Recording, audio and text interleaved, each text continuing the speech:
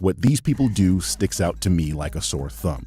It's blatantly obvious to me how these people twist and contort narratives to push whatever ideology they may hold, so I thought I would take it upon myself to explain this to people for whom this may not be as obvious.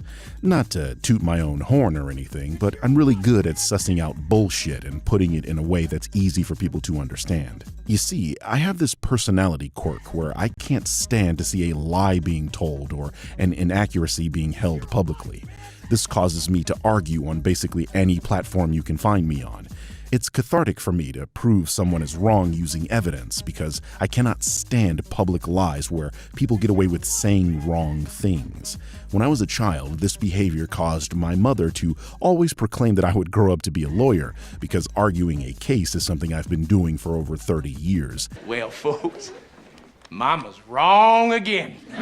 A specific example they kept bringing up is when I called women who celebrated the murder of Charlie Kirk hags and psychopaths. And apparently, that's unacceptable. What else are they? Calling them psychopaths is mild compared to the depraved gloating over the death of an innocent man. Strange position to take there, Mr. Lee, when Charlie Kirk himself did exactly what you called these people psychopaths for.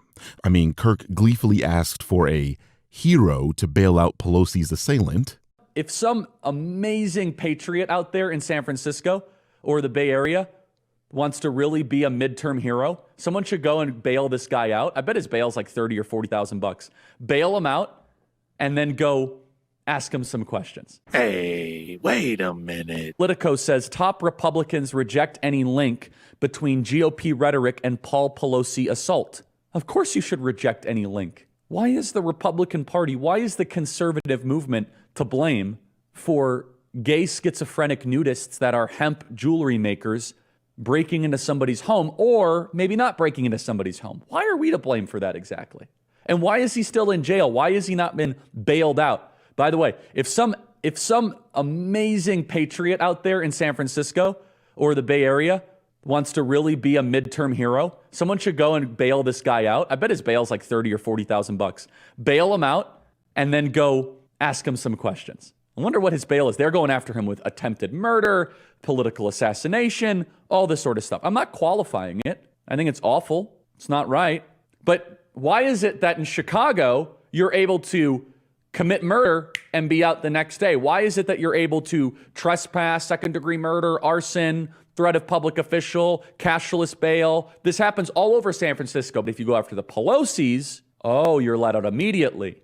Got it. And I want to reiterate for all the degenerates that are watching that cover our story, we do not endorse political violence. We're a movement of peace and of love and of truth. And we hope Paul Pelosi recovers. You're a bald-faced liar. A fucking liar. Said clearly that gun deaths were acceptable as long as his political beliefs were upheld. I think it's worth it. I think it's worth to have a cost of, unfortunately, some gun deaths every single year so that we can have the Second Amendment to protect our other God-given rights. That is a prudent deal. It is rational. Hey, wait a minute. How's it going, Charlie? I'm Austin. I just had a question related to Second Amendment rights. We saw the shooting that happened recently, and a lot of people are upset. But I'm seeing people argue for the other side that they want to take our Second Amendment or rights away. How do we convince them that it's important to have the right to defend ourselves and all that good stuff? Yeah, it's a great question. Thank you. So I'm a big Second Amendment fan, but I think most politicians are cowards when it comes to defending why we have a Second Amendment. This is why I would not be a good politician, or maybe I would, I don't know, but because I actually speak my mind. The Second Amendment is not about hunting. I love hunting. The Second Amendment is not even about personal defense. That is important. The Second Amendment is there, God forbid, so that you can defend yourself against a tyrannical government. And if that talk scares you, wow, that's radical, Charlie. I don't know about that. Well, then you have not really read any of the literature of our founding fathers. Yep. Number two, you've not read any 20th century history. You're just living in Narnia. By the way, if you were actually living in Narnia, you would be wiser than wherever you're living, because C.S. Lewis was really smart. So I don't know what alternative universe you're living in. Yep. You just don't want to face reality that governments tend to get tyrannical, and that if people need an ability to protect themselves and their communities and their families. Now, we must also be real. We must be honest with the population. Having an armed citizenry comes with a price. Wow. And that is part of liberty. Wow. Driving comes with a price. 50,000 people die on the road every year. Wow. That's a price. You get rid of driving, you'd have 50,000 less auto fatalities. But we have decided that the benefit of driving, speed, accessibility, mobility, having products, services, is worth the cost of 50,000 people dying on the road. Wow. So we need to be very clear that you're not going to get gun deaths to zero.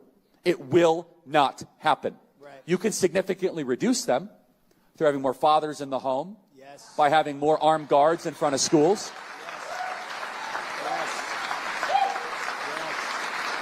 Yes. Yes. We should have an honest and clear reductionist view of gun violence, but we should not have a utopian one. You will never live in a society when you have an armed citizenry and you won't have a single gun death. That is nonsense. It's drivel. Wow. But I think it's worth it. I think it's worth to have a cost of, unfortunately, some gun deaths every single year so that we can have the Second Amendment to protect our other God-given rights. That is a prudent deal. It is rational. Nobody talks like this. They live in a complete alternate universe. True. So then how do you reduce? Very simple. People say, oh, Charlie, how do you stop school shootings? I don't know. How did we stop shootings at baseball games? Because we have armed guards outside of baseball games. That's why. How do we stop all the shootings at airports? We have armed guards outside of airports. How do we stop all the shootings at banks? We have armed guards outside of banks. How do we stop all the shootings at gun shows? Notice there's not a lot of mass shootings at gun shows. There's all these guns because everyone's armed.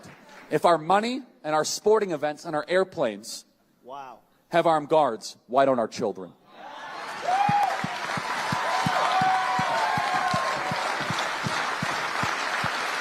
Thank you, Charlie.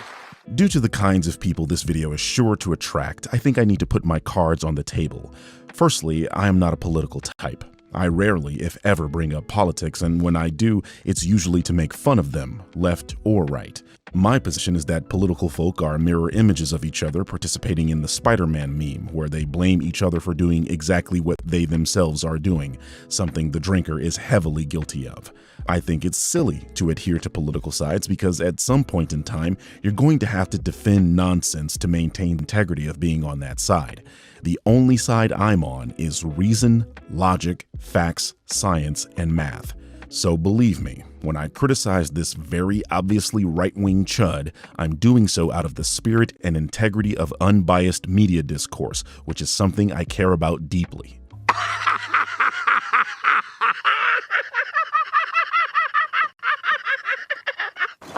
I said to shoot or kiss my